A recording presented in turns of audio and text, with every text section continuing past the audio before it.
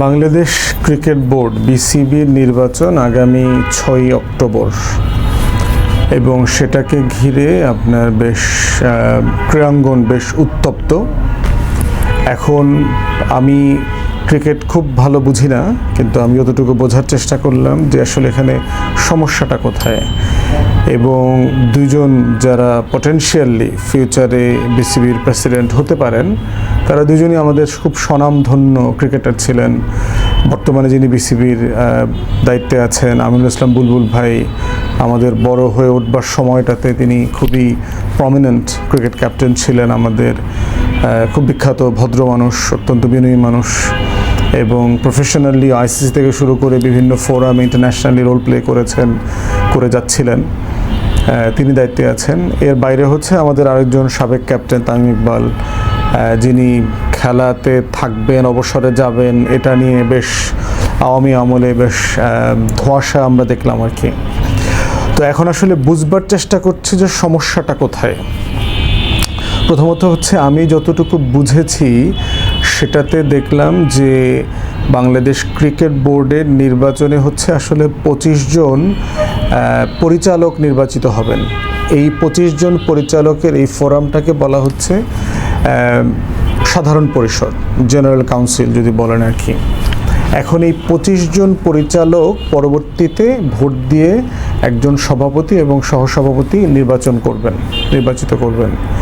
তো এখন প্রশ্ন হচ্ছে যে এই 25 জনকে ভোট দিয়ে কারা বানাবে। তো এর মধ্যে ভোটার কারা, এই বিষয়টা একটা বোঝার বিষয় আছে, এবং এটাকে কেন্দ্র করেই হচ্ছে মূল রাজনীতিটা আর কি, যেটা নিয়ে বিভিন্ন দল এটাকে রাজনীতিকরণ করে আর কি। আপনারা জানবেন যে বিভিন্ন জেলাতে এবং বিভাগে আপনার ক্রীড়া সংস্থা আছে, তারপরে ঢাকাতে বিভিন্ন ক্লাব আছে। এই ক্লাবগুলোর মনোনীত প্রতিনিধিরা ভোট দেন। এখন যেহেতু এই প্রত্যেকটা ক্লাব পরিষদের আপনার আওয়ামী আমলে এরা সব আওয়ামী লেসপেন্সাররা ছিল, অন্তর্বর্তীকালীন সরকার এসে যেটা করেছেন সেটা হচ্ছে একটা অ্যাডহক কমিটি করে দিয়েছে, মিক্সড, যারা এলাকার ক্রিকেট বোদ্ধা আছেন, সাবেক ক্রিকেটার আছেন, ক্রিকেট সংগঠক আছেন, এবং ছাত্র তরুণদের প্রতিনিধি সব মিলায় এরকম বিভিন্ন জেলাতে প্রতিনিধি হয়েছে আর কি। তো এখন কাউন্সিলর যারা, ভোটার যারা এই নির্বাচনে, তাদের তালিকা দেখার পরে মনে হয়েছে এই তালিকাটা গত নির্বাচনে ছিল 170-এর মতো। ধারণা করা হচ্ছে এটা এইবার হয়তো 200-র কাছাকাছি অথবা 200 পার হয়ে যেতে পারে, যারা মেনলি ভোটার এবং 25 জন পরিচালক নির্বাচিত করবেন। তো এই ভোটার হওয়ার, এই কাউন্সিলর হওয়ার ক্রাইটেরিয়াটা হচ্ছে যে প্রত্যেক যে কমিটি আছে জেলা বিভাগে এবং ঢাকার, এই অ্যাডহক কমিটি থেকে প্রতিনিধি দিতে হবে যিনি একটা ক্রাইটেরিয়া মিট করবেন, যিনি সাবেক ক্রিকেটার হতে পারেন, ক্রিকেট সংগঠক হতে পারেন, মানে এই ফ্রেমে পড়তে হবে। কিন্তু অধিকাংশ জায়গায়, এবং এইটারই একটা হচ্ছে তালিকা আসার কথা, কিন্তু বিভিন্ন ক্লাব এবং পরিষদ থেকে বিসিবির কাছে যে তালিকাটা আসছে, এই তালিকাতে দেখা গেছে যে বিভিন্ন জেলাতে একটা রাজনৈতিক দলের প্রতিনিধি, বিভিন্ন পদস্থ ব্যক্তিদেরকে এই ক্লাবগুলোতে ভোটার হিসেবে পাঠানো হয়েছে ক্লাবের পক্ষ থেকে। সেইটার ব্যাপারে আবার বিসিবির যিনি প্রেসিডেন্ট, উনি আবার পাল্টা চিঠি দিয়ে সবাইকে জানিয়েছেন যে আপনারা ক্রাইটেরিয়া ফুলফিল করেন এবং অ্যাডহক কমিটির মধ্য থেকে আপনারা সিলেক্ট করে কাউন্সিলর পাঠান, ডেলিগেট পাঠান। এবং এটার ব্যাপারে দেখলাম যে আপনার একটা আইনি পরামর্শ নেওয়া হয়েছে। অ্যাপেলেট ডিভিশনের একজন সাবেক জাস্টিস, ওনার একটা লিগ্যাল ওপিনিয়ন নেওয়া হয়েছে যে বিসিবি চেয়ারম্যান, প্রেসিডেন্ট যে কাজগুলো করছেন, যে ক্রাইটেরিয়া ঠিক করে দিচ্ছেন কারা কাউন্সিলর হবেন, কাদের নাম লোকাল ক্রীড়া সংস্থা থেকে পাঠাতে হবে, এ ক্যাটাগরিতে, বি ক্যাটাগরিতে, যে সকল ক্যাটাগরিতে আসুক, তারা ওই ক্রাইটেরিয়া ফুলফিল করেন কিনা, সাবেক ক্রিকেটার, ক্রিকেট সংগঠক, এরকম এই ক্রাইটেরিয়া ফুলফিল করেন কিনা। তো সেই লিগ্যাল ওপিনিয়নের উপর ভিত্তি করে উনি চিঠি দিয়ে প্রত্যেকটা সংস্থাকে আবার জানিয়েছেন যে আপনাদের অমুক কাউন্সিলর এই ক্রাইটেরিয়া ফুলফিল করেন না, আপনারা অ্যাডহক কমিটি থেকে আবার নতুন কাউন্সিলর দেন। কোথাও কোথাও এমনও হয়েছে অ্যাডহক কমিটির বাইরে রাজনৈতিক লোকদেরকে ভোটার বানিয়ে পাঠানো হচ্ছে, এবং সেসব জায়গায় দেখলাম যে ডিসি বিভাগীয় কমিশনারদেরও আপনার ইনফ্লুয়েন্স করা হয়েছে এবং তারাও একটা রাজনৈতিক দলের প্রতি প্রচণ্ড ঝুঁকে গেছেন আগামী দিনের সরকার হিসেবে। তো সেইটা কারেকশন করা হয়েছে এবং এই কারেকশনের প্রসেসটাকে আবার চ্যালেঞ্জ করা হয়েছে কোর্টে দেখলাম। কিন্তু সব মিলিয়ে যেটা মনে হয়েছে, বর্তমান বিসিবি প্রেসিডেন্ট যেটা চাচ্ছেন এটা আসলে একটা পেশাদার স্পোর্টস সংগঠনেরই আসলে চাওয়া। আমরা যেটা চাই যে আমরা চাই একটা সংগঠনকে রাজনীতি মুক্ত থাকতে হবে, কিন্তু পেশাদার ক্রিকেটের জন্য তিনি দিনরাত কাজ করবেন, এই জায়গাটাকে আমরা দেখতে চাচ্ছি। কিন্তু দুঃখজনকভাবে হলো সত্য যে তামিম ইকবাল যেভাবে এত বড় মাপের ক্রিকেটার হয়েও একটা রাজনৈতিক দলের আশ্রয়ে প্রশ্রয়ে ছত্রছায়াতে প্রার্থী হয়েছেন, সেটা খুব দুঃখজনক। এবং এই মানুষটাকে মানুষ এত পছন্দ করে, ভালোবেসেছে, তার অসুস্থতার সময় মানুষ দোয়া করেছে, এবং তাকে এখন যে আচরণ, যে ডানে বামে বিভিন্ন রাজনৈতিক দলের নেতাদেরকে বসায় প্রেস ব্রিফিং করা হচ্ছে, সেই ব্রিফিং থেকে আবার হুমকি দেওয়া হচ্ছে, সেটা খুবই দুঃখজনক আর কি। যে বাংলাদেশে যারা নতুন সংস্কারের রাজনীতি করবেন বলে বারবার আমাদেরকে আশ্বস্ত করেছেন, আমরা একসাথে ফ্যাসিবাদ বিরোধী আন্দোলন করেছি, সেই মানুষগুলোর মুখ থেকে এই ধরনের ভাষা, এই সংস্কার নতুন বাংলাদেশ তৈরি করবার ভাষা বলে আমাদের কাছে মনে হয়নি। বরং আমরা বোধ করছি তামিম ইকবাল, মাশরাফি এবং সাকিব যে পথে নষ্ট হয়ে পচে গলে দুর্গন্ধময় একটা প্রাণীতে পরিণত হয়েছে, ঠিক একই পথে আমরা দেখতে পাচ্ছি যে তামিম ইকবালও সারা দেশের কোটি কোটি মানুষের ভালোবাসার জায়গা থেকে, দোয়ার জায়গা থেকে একটা ঘৃণিত জীবে পরিণতির দিকে যাচ্ছে।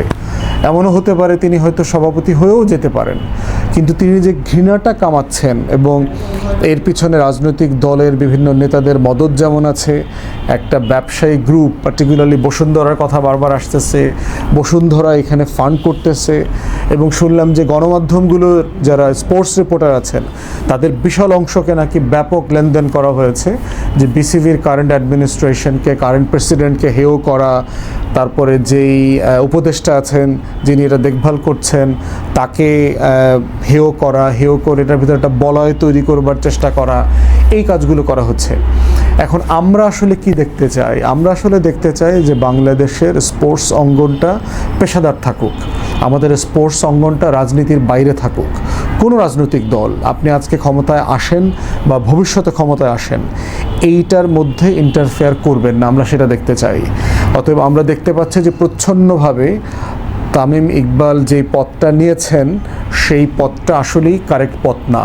এই যে দলীয় ছত্রছায়ায় নতুন করে পাপন হয়ে ওঠার যে চেষ্টা, যে লড়াই, যেই মানে রূপরেখা চলছে, এইটা দেশের সাধারণ মানুষ ভালোভাবে নেবে না। বিশেষ করে ক্রিকেট প্রেমী সাধারণ ছেলেমেয়েরা, শিক্ষার্থীরা যারা আছে, তরুণরা যারা আছে, তারা কোনোভাবে এটাকে ভালোভাবে নেবে না। বিসিবির যারা কারেন্ট অ্যাডমিনিস্ট্রেশন আছেন তাদেরকে অনুরোধ করব পুরো বিষয়টাকে জনগণের কাছে তুলে ধরেন যে আসলে মানে বিষয়টা কি এখানে।